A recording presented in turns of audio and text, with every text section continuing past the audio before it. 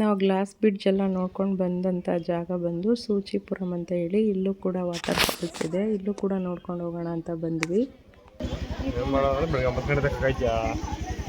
ನಡೀರೆ ಹೋಗೋಣ ತಗಿ, ಅಲ್ಲೇ ಆ ಕಡೆ ಬೀಚ್ ಪಚ್ಚು ಇದ್ರೆ ಹೋಗೋಣ. ಇಲ್ಲಿ ಬೆಳಗ್ಗೆ 8 ಗಂಟೆಗೆ ಟಿಕೆಟ್ ಕೊಟ್ಟರೆ 11 ಗಂಟೆಗೆಲ್ಲ 500 ಟಿಕೆಟ್ ಅಷ್ಟೇ ಅಂತೆ ಕೊಡೋದು, ಲಿಮಿಟೆಡ್ ಅಂತೆ. ಹಾಗಾಗಿ ನಾವು 4:15ಗೆ ಬಂದ್ವಿ. 11 ಗಂಟೆಗೆ ಖಾಲಿ ಆಯಿತು ಅಂತೇಳಿ ಬೋರ್ಡೆಲ್ಲ ಹಾಕಿದ್ರು, ಸೋಲ್ಡ್ ಔಟ್ ಆಗಿದೆ ಅಂತ ಹೇಳಿ. ಅದೆಲ್ಲ ಆದಮೇಲೆ ಯೋಚನೆ ಮಾಡ್ತಾಯಿದ್ವಿ ನಾವು ಮಡಿಕೇರಿಗೆ ಹೊರಟೋಗ್ಬಿಡೋಣ ಇಲ್ಲಿಂದ ಅಂಥೇಳಿ. ಫಾಲ್ಸ್ ಇದೆ, ಅದನ್ನು ನೋಡ್ಕೊಂಡು ಹೋಗೋಣ, ಚೆನ್ನಾಗಿದೆ ಅಂತ ಹೇಳಿದ್ರು ನಮ್ಮ ಮನೆಯವರು. ಹಾಗಾಗಿ ನಾವು ಅಲ್ಲೇ ಸ್ಟೇ ಆಗೋಗೋ ಪರಿಸ್ಥಿತಿ ಬಂತು. ನಾವಲ್ಲಿ ರೂಮೆಲ್ಲ ಹುಡುಕ್ತಾ ಇದ್ವಿ. ಅಲ್ಲಿ ಈ ಅಂಗಡಿಯವ್ರು ಹೇಳಿದ್ರು, ಇಲ್ಲ ಮೇಡಮ್, ಇಲ್ಲೊಬ್ಬರು ಬೆಂಗಳೂರಿಂದ ಬಂದು ಇಲ್ಲಿ 12 ವರ್ಷ ಆಗಿದೆ, ಆ ರೂಮೆಲ್ಲ ಚೆನ್ನಾಗಿದೆ, ಒಂದು ಸಲ ನೋಡಿ ಅಂತ ಹೇಳಿದ್ರು. ಸರಿ ನೋಡ್ಕೊಂಬರೋಣ ಅಂತ ಅಂದ್ಕೊಂಡ್ವಿ. ಇದು ಬಂದು ವ್ಯೂ ಪಾಯಿಂಟು ನೋಡಿ, ಗ್ಲಾಸ್ ಬ್ರಿಡ್ಜು ಎಷ್ಟು ದೊಡ್ಡದಾಗಿದೆ ಅಂದರೆ ನಿಜವಾಗ್ಲೂ ಅಷ್ಟೊಂದು ಚೆನ್ನಾಗಿತ್ತು ಇದು ಗ್ಲಾಸ್ ಬ್ರಿಡ್ಜು. ಹಾಗೆ ಸ್ವಿಮ್ಮಿಂಗ್ ಪೂಲ್ ಇದೆ. ಚಿಕ್ಕ ಮಕ್ಕಳು ಗೇಮ್ಸ್ ಅಂತೂ ತುಂಬಾ ಚೆನ್ನಾಗಿತ್ತು, ನೋಡೋಕ್ಕೂ ಅಷ್ಟೇ, ಆಟ ಆಡೋದಕ್ಕೂ ಅಷ್ಟೇ. ಹಾಗೆ ಉಯ್ಯಾಲೆ ಕೂಡ ಇತ್ತು, ಅದು ಏನು ಅಷ್ಟೊಂದು ಹೈಟಲ್ಲಿ ಇರಲಿಲ್ಲ. ಚೆನ್ನಾಗಿದೆ ಒಂಥರ ಪ್ಲೇಸು, ನೋಡೋಣ ಅಂದ್ಬಿಟ್ಟು ರೂಮ್ ಕಡೆ ಹೋದ್ವಿ. ರೂಮು ಹೇಗಿದೆ ಅಂತ ನಿಮಗೆ ತೋರಿಸ್ತೀನಿ. ನನಗೆ ವ್ಯೂ ಪಾಯಿಂಟ್ ಅಂತೂ ಇದು ಗ್ಲಾಸ್ ಬ್ರಿಡ್ಜು ತುಂಬಾ ಚೆನ್ನಾಗಿತ್ತು, ತುಂಬ ಹೈಟಲ್ಲಿದ್ದು ದೊಡ್ಡದಾಗಿತ್ತು. ಹಾಗಾಗಿ ನಾವು ಇದನ್ನು ಮಿಸ್ ಮಾಡ್ಕೊಂಡ್ಬಿಟ್ವಿ ಅಂತ ಅಂದ್ಕೊಳ್ತಾ ಇದ್ವಿ. ನಾವು ತಿನ್ನಲ್ಲ, ನಾವು ಯೂಸ್ ಮಾಡೋದಿಲ್ಲ. ಹೌದಾ? ಅಲ್ಲಿ ಮತ್ತೆ 12 ವರ್ಷ ಆಯ್ತು. ಮಾಮೂಲು ಬ್ಯಾಂಗ್ಳೂರ್ ಅವರೇ ಜಾಸ್ತಿ ಬರ್ತೀವಿ ರೂಮಲ್ಲಿ. ಸರಿ, ಓಕೆ. ಫಿಶ್ ಒಂದು ಅರೇಂಜ್ ಮಾಡಿ ಸಾಕು. ಫಿಶ್ ನಾನು ಈಗ ಹೋಗ್ತಾ ಕೆಳಗಡೆ ಯಾವ್ದಿದೆ ಅಂದ್ರೆ ನೋಡ್ಬಿಟ್ಟು ಹೇಳ್ತೀನಿ. ಪೇಮೆಂಟ್ ಒಂದು ಮಾಡಿ ಸರ್. ಡಿನ್ನರ್ ಟೈಮಿಂಗ್ಸ್ ಏನು? ಎಷ್ಟು ಗಂಟೆ ಬೇಕು? ಬೇಗ ರೆಸ್ಟ್ ಮಾಡಬೇಡ. ರೆಸ್ಟ್ ಮಾಡಬೇಕು ಅಷ್ಟು. ನೋಡಿ, ಇವರು ಬೆಂಗಳೂರಿಂದ ಬಂದು ಇಲ್ಲಿರೋದಂತೆ. ಈ ಜಾಗ ಎಲ್ಲ ತೊಗೊಂಡು ಈ ಥರ ಎಲ್ಲ ರೂಮ್ಸ್ಗಳೆಲ್ಲ ಮಾಡಿ ಚೆನ್ನಾಗಿ ಮಾಡಿದ್ದಾರೆ. ಇವರು 12 ವರ್ಷ ಆಗಿತ್ತಂತೆ ಬಂದು. ಇವ್ರು ಕರ್ನಾಟಕ ಫುಡ್ಡೆಲ್ಲ ಸಿಗುತ್ತೆ ಅಂತ ಹೇಳಿದ್ರು. ಹಾಗಾಗಿ ಕನ್ನಡ ಕೂಡ ಚೆನ್ನಾಗಿ ಮಾತಾಡ್ತಾಯಿದ್ರು. ಇವರು ಬೆಂಗಳೂರವರೇ ಆಗಿರೋದನ್ನ ನೋಡೋಣ ಅಂತ ಬಂದ್ವಿ. ಬಟ್ ಇಷ್ಟ ಆಯಿತು ಜಾಗ ಎಲ್ಲ.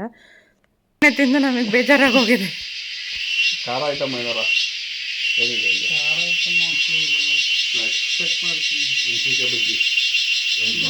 ಮೋಸ್ಟ್ಲಿ ಅಲ್ಲಿ ಇರಲ್ಲ, ಇಲ್ಲೆಲ್ಲ ಸ್ವೀಟ್ ಜಾಸ್ತಿ.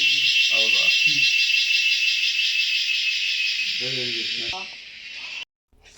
ಹಾಗೆಯೇ ಜಾಗ ಕೂಡ ಎಲ್ಲ ಇಷ್ಟ ಆಯಿತು. ರೂಮ್ಗಳೆಲ್ಲ ಚೆನ್ನಾಗಿದೆ. ರೂಮು ಕೂಡ ನಿಮಗೆ ನಾನು ವಿಡಿಯೋದಲ್ಲಿ ತೋರಿಸ್ತಾ ಹೋಗ್ತೀನಿ. 4 ಜನ ಮಲ್ಕೋಬೋದು ಅಂತ ಹೇಳಿದ್ರು. ಚೆನ್ನಾಗಿದೆ. ಬೇಕು ಅಂದರೆ ನಿಮಗೆ ಒಂದು ಬೆಡ್ಡು ಕೂಡ ಹಾಕ್ಕೊಡ್ತೀನಿ ಅಂತ ಹೇಳಿದ್ರು. ಚೆನ್ನಾಗಿದೆ. ಅಟ್ಯಾಚ್ ಬಾತ್ರೂಮ್ ಎಲ್ಲ ಇತ್ತು. ಪರವಾಗಿಲ್ಲ, ಚೆನ್ನಾಗಿದೆ ಅಂತ ಅನ್ನಿಸ್ತು. ಅದಾದಮೇಲೆ ನೋಡಿ, ರೂಮು ಎಲ್ಲ ಈ ಥರ ಇದೆ. 4 ಬೆಡ್ ಹಾಕ್ಕೊಟ್ಟಿದ್ದಾರೆ. ಬೇಕು ಅಂದರೆ ಹಾಕ್ಕೊಡ್ತೀವಿ ಅಂದರು. ಈಗ ನಮಗೆ ಸ್ನ್ಯಾಕ್ಸ್ ಕೊಟ್ಬಿಡಿ ಫಸ್ಟು, ಯಾಕೆಂದರೆ ನಾವು ಮಧ್ಯಾಹ್ನ ಕೂಡ ಊಟ ಮಾಡಿಲ್ಲ. ಹಂಗಾಗಿ ಸ್ನ್ಯಾಕ್ಸ್ ಕೊಟ್ಬಿಟ್ರೆ ಆಮೇಲೆ ಊಟ ಮಾಡ್ತೀವಿ ಅಂತ ಹೇಳಿದ್ವಿ. ಹಾಗೆ ಟೀ ಕೊಟ್ಟಿದ್ದರು, ಸಮೋಸ ಕೊಟ್ಟಿದ್ದರು ಚಿಕನ್ದು, ಹಾಗೆ ಪಕೋಡ ಅಂತೇಳಿ ತರಿಸ್ಕೊಟ್ಟಿದ್ರು. ತಿರ್ಗಾ ರಾತ್ರಿ ಊಟಕ್ಕೆ ಚಿಕನ್ ಫ್ರೈ, ಹಾಗೆಯೇ ಚಿಕನ್ ಕಬಾಬು, ಫಿಶ್ ಫ್ರೈ, ಅನ್ನ ಸಾಂಬಾರು, ರಸಮ್ ಇಷ್ಟು ಕೂಡ ಕೊಟ್ಟಿದ್ದರು. ಪರವಾಗಿಲ್ಲ, ಟೇಸ್ಟ್ ಎಲ್ಲ ಒಂಥರ ನಾರ್ಮಲಾಗಿ ಚೆನ್ನಾಗಿತ್ತು. ಊಟ ಕೂಡ ಅಷ್ಟೇ ಚೆನ್ನಾಗಿತ್ತು. ಅನ್ನ ರಸಮ್ ಎಲ್ಲ ಇತ್ತು. ಹಾಗೆಯೇ ಜಾಗ ಕೂಡ ಇಷ್ಟ ಆಯಿತು. ಅದೊಂದು ಸೌಂಡ್ ಒಂದು ಬಿಟ್ಟು ಫಸ್ಟ್ ಕೇಳಿದಾಗ ಸೌಂಡ್ ಅದು ಒಂದು ಸ್ವಲ್ಪ ಇಷ್ಟ ಆಯಿತು. ಅಲ್ಲೇ ಇರಬೇಕಾಗಿರೋದ್ರಿಂದ ಸೌಂಡ್ ಅಷ್ಟೊಂದು ಕೇಳೋಕ್ಕೆ ಸ್ವಲ್ಪ ಇರಿಟೇಟ್ ಅನ್ನಿಸ್ತಾ ಇತ್ತು. ತೆಗಿಯೋದೇನು ಚಿಕನ್ ಕರಿ, ಅದೇನು ರಸ ಊರಕ್ಕೆ ಸಾಕು. ಅನ್ನ ಮೆತ್ತೆ ಸಾಕು ಸಾಕು ಸಾಕು ಸಾಕು ಸಾಕು.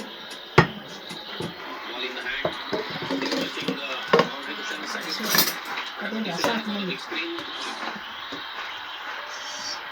Out, not out. ರಸ ಹಾಕೋದು. ಚಿಕನ್ ಸಾರು ತಿನ್ನಜ್ಜಿ. ನೈಟು ಊಟ ಎಲ್ಲ ಮಾಡಿಕೊಂಡು ಮಲ್ಕೊಂಡ್ವಿ. ನಿದ್ದೆ ಕೂಡ ಚೆನ್ನಾಗಿ ಬಂತು. ಸ್ವಲ್ಪ ಕ್ರಿಕೆಟ್ ಎಲ್ಲ ನೋಡಿಕೊಂಡು ಮಲ್ಕೊಂಡಾಗ ಸ್ವಲ್ಪ ಲೇಟ್ ಆಯಿತು. ಟಿಕೆಟ್ ತೊಗೊಳೋದಕ್ಕೆ 8 ಗಂಟೆಗೆಲ್ಲ ಅಲ್ಲಿರಬೇಕು ಅಂತ ಹೇಳಿದ್ರು. ಹಂಗಾಗಿ ನಾವು ಬೇಗ ಎದ್ದು ಹೋದ್ವಿ. ಬ್ರಿಡ್ಜ್ ನೋಡ್ತಾ ಇದ್ರೆ ಒಂದು ಸಲ ಹೋಗಿ ಬರಬೇಕಿತ್ತು, ವ್ಯೂ ಪಾಯಿಂಟ್ ನೋಡ್ಕೊಂಬರ್ಬೋದಾಗಿತ್ತು ಅನ್ನಿಸ್ತಿತ್ತು. ಬಟ್ ಅಲ್ಲೊಂದು ಸಲ ನೋಡಿದ್ವಲ್ಲ, ಹಂಗಾಗಿ ಇಲ್ಲೊಂದು ಸ್ವಲ್ಪ ಇದು ಮಿಸ್ ಆಯಿತು ಅಂತಲೇ ಹೇಳ್ಬೋದು. ತುಂಬ ಲೆಂತಿಯಾಗಿದೆ, ಚೆನ್ನಾಗಿದೆ ಇದು. ನಮ್ಮ ಮನೆಯವರು ಕೂಡ ಹಂಗೆ ಹೇಳ್ತಾಯಿದ್ರು, ನೋಡಿ ಅಲ್ಲಿ ನೋಡಿದ್ದಕ್ಕಿಂತ ಇಲ್ಲಿ ಗ್ಲಾಸ್ ಬ್ರಿಡ್ಜು ತುಂಬ ಚೆನ್ನಾಗಿದೆ, ದೊಡ್ಡದಾಗಿದೆ ಅಂತ ಹೇಳ್ತಾಯಿದ್ರು. ಪ್ರೈಸು ಇಲ್ಲೂ ಕೂಡ ಅಷ್ಟೇ 250 ಏನೋ ಚಾರ್ಜ್ ಮಾಡಿದರು. ನೆನಪಿಗಿರಲಿ ಅಂದ್ಬಿಟ್ಟು ಒಂದೆರಡು ಫೋಟೋಸು ವೀಡಿಯೋಸ್ನ ಅಲ್ಲೂ ತೆಕ್ಕೊಂಡ್ವಿ. ನಾವು ಹೋದಾಗ ಸುಮಾರು 7:15, 7:30 ಆಗಿತ್ತು. ಇನ್ನೂ ಅಷ್ಟೇ ಬೇಗ ಕೊಡ್ತಾರೆ ಹೋಗೋಣ ಅಂತ ಹೋದ್ವಿ. ಬಟ್ ಅವ್ರು 8 ಗಂಟೆವರೆಗೂ ಯಾವುದೇ ಕಾರಣಕ್ಕೂ ಟಿಕೆಟ್ ಇಶ್ಯೂ ಮಾಡಲ್ಲ ಅಂತ ಹೇಳಿದ್ರು.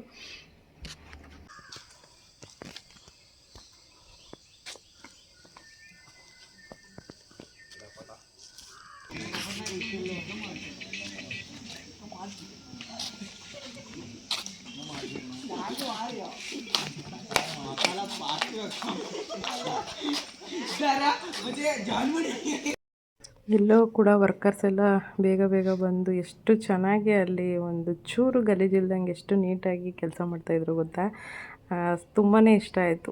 ಎಲ್ಲರೂ ಅಷ್ಟೇ ಅವ್ರವ್ರ ಕೆಲಸಕ್ಕೆ ಸೈನ್ ಹಾಕ್ಬಿಟ್ಟು ಎಷ್ಟು ಬೇಗ ಯಾವುದೇ ಥರ ಇದಿಲ್ದಲೆ ಅವ್ರು ಎಷ್ಟು ನೀಟಾಗಿ ಕೆಲಸ ಮಾಡೋದು ಅಂದರೆ, ಎಲ್ಲ ಡಸ್ಟ್ಬಿನ್ ಕಸಗಳೇನು ಬಿದ್ದಿತ್ತು ಅದನ್ನೆಲ್ಲ ಒಂದೊಂದು ಕಡೆಯಿಂದ ಎಲ್ಲ ತೊಗೊಂಬಂದರು. ಎಷ್ಟು ದೂರದಿಂದ ನೋಡಿ, ನಾನು ಕ್ಯಾಪ್ಚರ್ ಮಾಡಿದ್ದೀನಿ.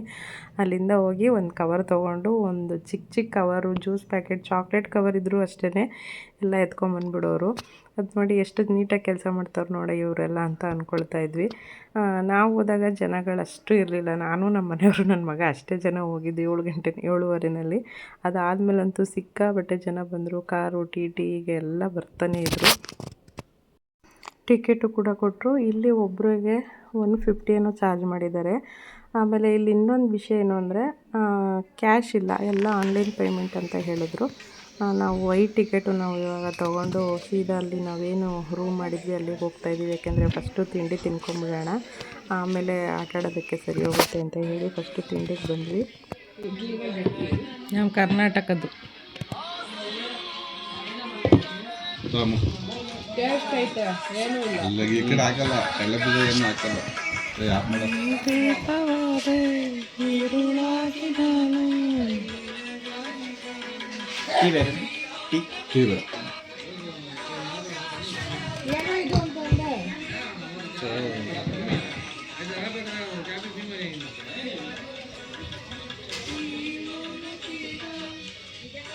ಎಲ್ಲರಿಗೂ ಕರೆಕ್ಟಾಗಿ 3 ಹೌದಾ? ನಮ್ಗೆ ಇನ್ನೊಂದೆರಡು ಇಡ್ಲಿನೇ ಬೇಕಿತ್ತು, ಸಾಂಬಾರು. ಚಟ್ನಿ ಮೊದಲಿಗೆ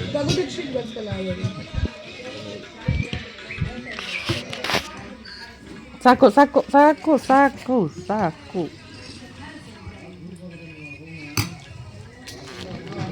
ಹೇಗಿದೆ, ಯಾರು ಟೇಸ್ಟ್ ನೋಡಿದ್ರಿ? ತಿಂಡಿ ನಾವೇ ಹೇಳಿ ಮಾಡಿಸ್ಕೊಂಡಿದ್ವಿ. ಇಡ್ಲಿ, ಚಟ್ನಿ, ಸಾಂಬಾರು, ಹಾಗೆ ಚಿತ್ರಾನ್ನ ಎಷ್ಟು ಬೇಕು ಅಂತ ಕೇಳಿದ್ವಿ, ಅದನ್ನು ಮಾಡಿಕೊಟ್ಟಿದ್ರು. ಸೇಮ್ ನಮ್ಮ ಕರ್ನಾಟಕದ ಇಡ್ಲಿ ಹೇಗಿರುತ್ತೋ, ಗುಂಡಿ ಇಡ್ಲಿ, ಮಲ್ಲಿಗೆ ಇಡ್ಲಿ ಅದೇ ಥರನೇ ಇತ್ತು. ತಿಂಡಿ ಎಲ್ಲ ತಿಂದ್ಕೊಂಡು ನಾವೀಗ ಫಾಲ್ಸ್ ಹತ್ರ ಹೋಗ್ತಾಯಿದ್ದೀವಿ. ಫಾಲ್ಸ್ ಹತ್ರನೂ ಅಷ್ಟೇ ಸಿಕ್ಕಾಪಟ್ಟೆ ನಡಿಬೇಕು ಅಂದರೆ 1 ಅವರ್ ಸಾಲಲ್ಲ ಅಂದ್ಕೊಳ್ತೀನಿ, ಅಷ್ಟು ದೂರ ಇದೆ. ನಡೆಯೋಕ್ಕಾಗಲ್ಲ, ಯಾಕಂದರೆ ಫುಲ್ಲು ಬಾಡಿಯೆಲ್ಲ ಸ್ಟ್ರೈನ್ ಆಗಿಬಿಡುತ್ತೆ. ಹೇಳಿದ್ನಲ್ಲ, ಫುಲ್ಲು ಭಾರ ಇದೆ. ಮೆಟ್ಲುಗಳು ಅಷ್ಟೇ ನೋಡಬೇಕು, ಅಷ್ಟು ಕೆಳಗಾಗಿದೆ. ಹತ್ತಕ್ಕೆ ಸ್ವಲ್ಪ ರಿಸ್ಕ್ ಅಂತಲೇ ಹೇಳ್ಬೋದು.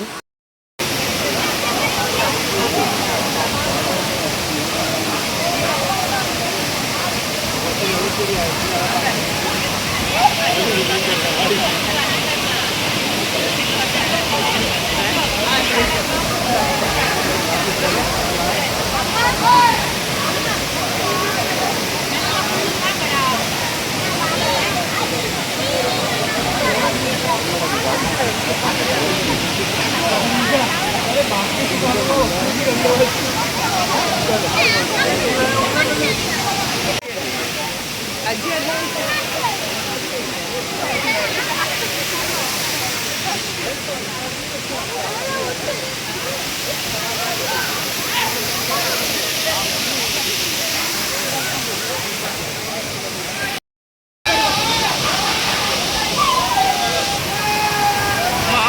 ಒಂದು ಜಾರ್ಗಿರ್ ಬಿದ್ದುಬಿಟ್ಟು ಅನ್ಕಣೆ.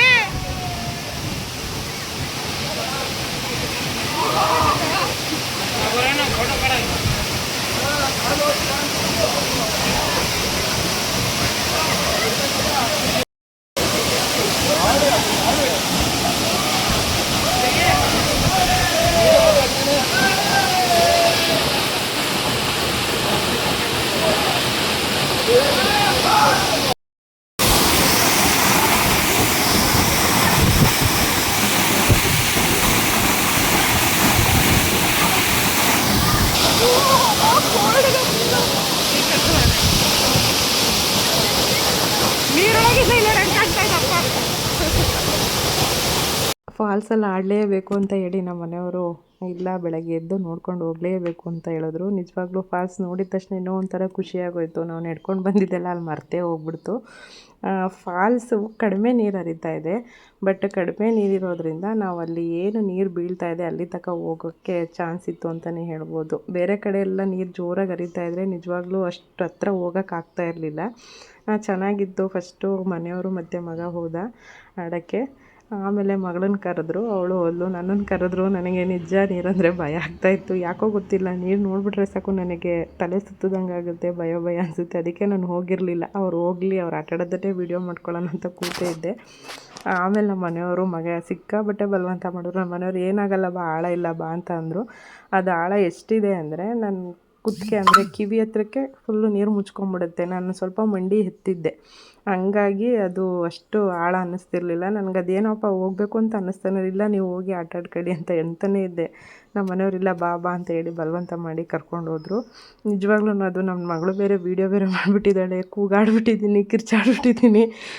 ನನ್ನ ಮಗ ಸಿಕ್ಕಾಬಟ್ಟೆ ಬಲವಂತ ಮಾಡ್ದ. ಅವನು ಏನಾಗಲ್ಲ ಬಾರಮ್ಮ ಬಾರಮ್ಮ ಅಂತ.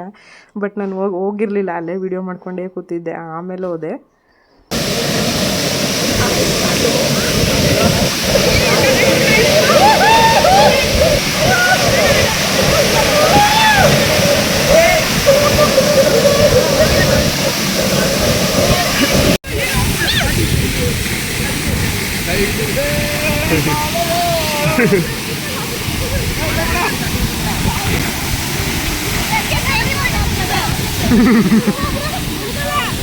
ಆಳ ಇಲ್ಲ, ಆಳ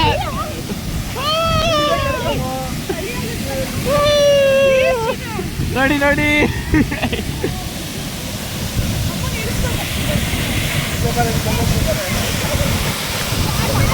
ಗೊತ್ತಿದ್ದೀನಿ, ನೋಡಿ ನೋಡಿ.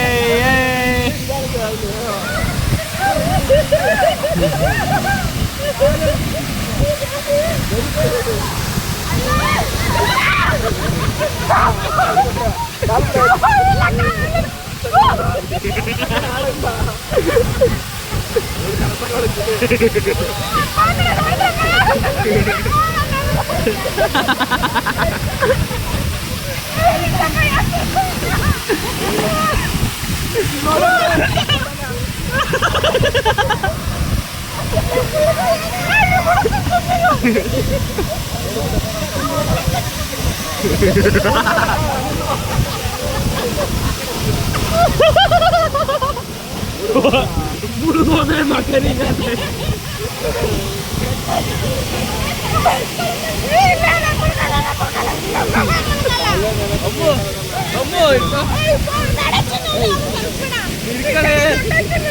ಫೋನ್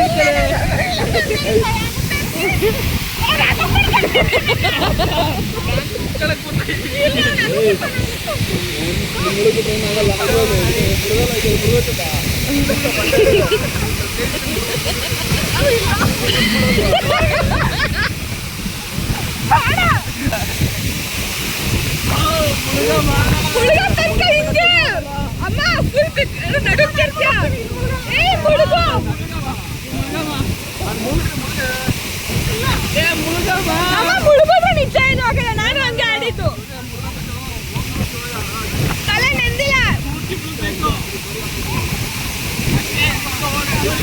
ಅಲ್ಲಿಗೊಪ್ಪ ಏನು ಆಗಲ್ಲ.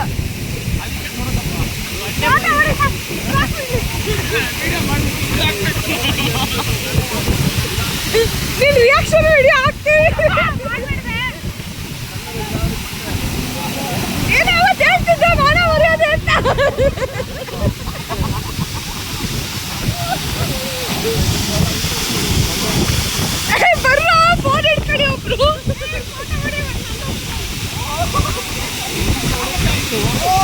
ಅಲ್ಲಿ ಬಂಡೆ ಕಲ್ಲುಗಳೆಲ್ಲ ಫುಲ್ಲು ಜಾರುತ್ತಾನೆ ಇತ್ತು, ಫುಲ್ಲೆಲ್ಲ ಪಾಚಿ ಕಟ್ಬಿಟ್ಟಿತ್ತು. ನಾನು ಒಂದು ಸ್ವಲ್ಪ ಸ್ಕಿಡ್ಡಾದೆ ಅಲ್ಲಿ. ನನಗೆ ನೀರಂದರೆ ಅದೇನು ಅಂತಲೂ ಗೊತ್ತಿಲ್ಲ, ಭಯ ಆಗೋಗ್ಬಿಡುತ್ತೆ, ಸಿಕ್ಕಾಬಟ್ಟೆ ಭಯ. ಹಂಗೂ ಬಲವಂತ ಮಾಡಿ ಕರ್ಕೊಂಡೋದ್ರು. ನನ್ನ ರಿಯಾಕ್ಷನ್ ಎಲ್ಲ ಹೇಗಿತ್ತು ನಾನು ಈಗಲೇ ನೋಡಿ ನನಗಂತೂ ನನಗೆ ನಗು ಬರ್ತಾಯಿತ್ತು, ಹಿಂಗೆಲ್ಲ ಕೂಗಾಡ್ಬಿಟ್ಟಿದ್ದೀನೋ ನಾನು ಅನ್ನಿಸ್ತಾಯಿತ್ತು. ಯಾಕೆಂದರೆ ಅಷ್ಟು ಭಯ ನನಗೆ ನೀರು ಅಂದರೆ. ಅಲ್ಲಿ ಏನು ನೀರು ಬೀಳ್ತಾ ಇದೆ ಅಲ್ಲಿ ತನಕನೂ ಹೋಗಿ ಬಂದ್ವಿ, ಅಷ್ಟೊಂದೆಲ್ಲ ವೀಡಿಯೋ ಮಾಡ್ಕೊಳಕ್ಕಾಗಲಿಲ್ಲ. ಬಟ್ ಒಂದು ಸಲ ಮುಳುಗಿ ಎದ್ದ ಮೇಲೆ ಭಯ ಎಲ್ಲ ಹೋಗುತ್ತೆ. ಅಲ್ಲಿ ಆಳ ಎಷ್ಟಿದೆ ಅಂದರೆ ನಮ್ಮ ಕುತ್ತಿಗೆ, ಅಂದರೆ ನಮ್ಮ ಕಿವಿ ಅಷ್ಟು ನೀರು ಮುಚ್ಕೊಳ್ಳೋ ಅಷ್ಟು ಇದೆ. ಸ್ವಲ್ಪ ಹೈಟ್ ಇದ್ದವ್ರಿಗೆ ಪರವಾಗಿಲ್ಲ, ನಾನು ಸ್ವಲ್ಪ ಕುಳ್ಳಗಿರೋದ್ರಿಂದ ಅದು ಮುಳುಗೋಕ್ಕೆ ಸ್ವಲ್ಪ ಭಯ ಅನ್ನಿಸ್ತಿತ್ತು. ಆ ನೀರು ಬೀಳ್ತಾ ಇರೋ ಫೋರ್ಸು ಅಷ್ಟು ಭಯ ತರಿಸ್ತಾ ಇತ್ತು ನನ್ನಲ್ಲಿ. ನಿಜವಾಗ್ಲೂ ನೀರ ಹತ್ರ ಹೋಗಲೇಬಾರ್ದು ಅನ್ನಿಸ್ಬಿಡುತ್ತೆ ಒಂದೊಂದು ಸಲ. ನನಗೆ ಅಷ್ಟೊಂದು ಭಯ ನೀರನ್ನು ಕಂಡ್ರೆ ಆಗೋಲ್ಲ ನನಗೆ. ಕಾಶಿಗೆ ಹೋದಾಗಲೂ ಅಷ್ಟೇ, ಅಲ್ಲೂ ಅಷ್ಟೇ, ನಾನು ಕಾಶಿನಲ್ಲಿ ಸ್ನಾನ ಮಾಡಬೇಕಾದ್ರೂ ನಾನು ಮಾಡಲ್ಲ, ನಮ್ಮ ಮನೆಯವರೇ ಮಾಡ್ತಾರೆ ಅಂತ ಹೇಳಿದ್ದೆ. ಆಮೇಲೆ ನಮ್ಮ ಜೊತೆ ಬಂದವರು ಒಬ್ಬರು ಆಂಟಿ ಇಲ್ಲ, ಅಷ್ಟು ದೂರದಿಂದ ಬಂದಿದ್ದೀವಿ, ಮಾಡ್ಕೊಂಡು ಹೋಗ್ದಲ್ಲೇ ಇದ್ದರೆ ಸರಿ ಹೋಗಲ್ಲ ಅಂತ ಹೇಳಿದ್ರು. ಹಂಗಾಗಿ ಹೋದೆ. ನನಗೆ ಚಳಿ ಅನಿಸ್ಬಿಡುತ್ತೆ ಅಥವಾ ಭಯ ಅನ್ನಿಸ್ಬಿಡುತ್ತೆ. ನಾನು ನೀರಲ್ಲಿ ಸ್ವಲ್ಪ ಆಟಾಡೋದೆಲ್ಲ ಕಡಿಮೆನೇ. ನನ್ನ ರಿಯಾಕ್ಷನ್ ನೋಡಿ ನನ್ನ ಮಗ ನನ್ನ ಮಗಳು ತುಂಬಾ ಖುಷಿಪಟ್ಬಿಟ್ಟಿದ್ದಾರೆ. ಅವರಂತೂ ಅಲ್ಲೋಗಿ ಚೆನ್ನಾಗಿ ಎಂಜಾಯ್ ಮಾಡಿದ್ರು. ನೀಟಾಗಿ ಹೋಗಿ ನೀಟಾಗಿ ಬಂದರು. ಅದೆಲ್ಲ ಆದಮೇಲೆ ವಾಪಸ್ ರಿಟರ್ನ್ ಆಗ್ತಾಯಿದ್ವಿ. ಇವರು ನಮ್ಮ ರೂಮ್ ಪಕ್ಕದಲ್ಲೇ ಬಂದಿದ್ದರು. ಇವರು ಬೇಲೂರಿಂದ ಬಂದಿದ್ರಂತೆ. ಊಟಿನಲ್ಲಿ 3 ದಿನ ಏನೋ ಸ್ಟೇ ಆಗಿ ಬಂದಿದ್ದೀವಿ ಅಂತ ಹೇಳಿದ್ರು. ಇವರು ಮುಸ್ಲಿಮ್ಸು. ನಿಜವಾಗ್ಲೂ ಚೆನ್ನಾಗಿ ಹೊಂದ್ಕೊಂಡಿದ್ರು. ಅಲ್ಲಿ ಊಟ ಎಲ್ಲ ಆದಮೇಲೆ ನಾವು ರೆಸ್ಟ್ ಮಾಡ್ಬೇಕಾದ್ರೆ ನಮ್ಮನ್ನು ಚೆನ್ನಾಗಿ ಮಾತಾಡಿಸ್ಕೊಂಡು ಕೂತಿದ್ರು, ಎಲ್ಲೇ ಅವರು ಏನು ಅಂತ ಹೇಳಿ. ಅಲ್ಲಿಂದ ಬಂದಮೇಲೆ ಫ್ರೆಶ್ ಅಪ್ ಆಗಿ ಇವಾಗ ನಾವು ರೂಮೆಲ್ಲ ಖಾಲಿ ಮಾಡ್ಕೊಳ್ತಾ ಇದ್ದೀವಿ. ನೋಡಿ ಎಲ್ಲರೂ ರೆಡಿಯಾಗಿದ್ದೀವಿ. ಇವಾಗ ನಾವು ಹೊರಡ್ತಾ ಇರೋದು ನಂಜನಗೂಡು ಕಡೆ ಹೊರಡ್ತಾ ಇದ್ದೀವಿ. ರೂಮೆಲ್ಲ ಖಾಲಿ ಮಾಡಿಕೊಂಡು ಹೋಗ್ತಾ ಇದ್ದೀವಿ. ಪರವಾಗಿಲ್ಲ, ಒಂದು ದಿವಸಕ್ಕೆ ಇರ್ಬೋದು, ಚೆನ್ನಾಗಿದೆ, ಹೊರ್ತಂತ ಅನಿಸುತ್ತೆ. ಈಗ ನಮ್ಮ ಪಯಣ ಮೈಸೂರು ಕಡೆಗೆ. ಇಲ್ಲಿ ಒಂದು ಬ್ರಿಡ್ಜ್ ಇದೆಯಂತೆ, ಅಲ್ಲಿ ನೋಡ್ಕೊಂಡು ಹೊರಡ್ತೀವಿ.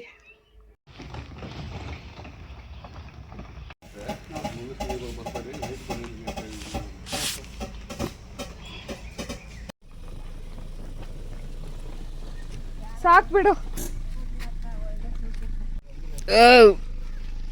ಸೀಟ್ ಮೇಲೆ ಅವನ್ನೆಲ್ಲ ಬ್ಯಾಗುಗಳು ಇಡೋಣ. ಮೇಲೆ ಕೈಗೆ ಸಿಗಂಗಿಲ್ಲ. ಬಿದ್ದೋಯ್ತು ಕಣೆ ನನ್ನ ಬ್ಯಾಗು. ಏನಿಲ್ಲ, ಇಡು ಇಡು ಇಡು. ಆಯ್ತು, ಹಾಕು. ಬಾಟ್ಲಲ್ಲಿ ನೀರು ಇಟ್ಕೊಂಡೋದ್ಯಾ? ನೋಡಿದ್ರಲ್ಲ ಸೂಚಿಪುರಮಲ್ಲಿ ಒಂದು ದಿನ ನಾವು ಹೇಗೆಲ್ಲ ಕಳೆದ್ವಿ ಅಂತ. ಈಗ ನಾವು ಒಂದು ಬ್ರಿಡ್ಜ್ ಹತ್ರ ಹೋಗ್ತಾ ಇದ್ದೀವಿ. ಆ ಬ್ರಿಡ್ಜ್ ಯಾವುದು ಏನು ಅಂತ ನಿಮಗೆ ತೋರಿಸ್ತೀನಿ. ನೀವು ನೋಡಿದ್ರು ನಿಮಗೂ ಅದನ್ನು ಸ್ವಲ್ಪ ಬೇಜಾರು ಅನ್ನಿಸ್ಬೋದು. ಯಾಕಂದರೆ ನನಗಂತೂ ತುಂಬಾ ಆ ಬ್ರಿಡ್ಜ್ ನೋಡಿ ಬೇಜಾರು ಅನ್ನಿಸ್ತು. ಯಾಕೆ ಏನು ಅಂತ ಮುಂದಿನ ವೀಡಿಯೋದಲ್ಲಿ ಹೇಳ್ತೀನಿ. ಅಲ್ಲಿವರೆಗೂ take care, love you all. ನಗ್ತಾ ಇರಿ, ನಗಿಸ್ತಾ ಇರಿ. Thank you for watching. Thank you so much.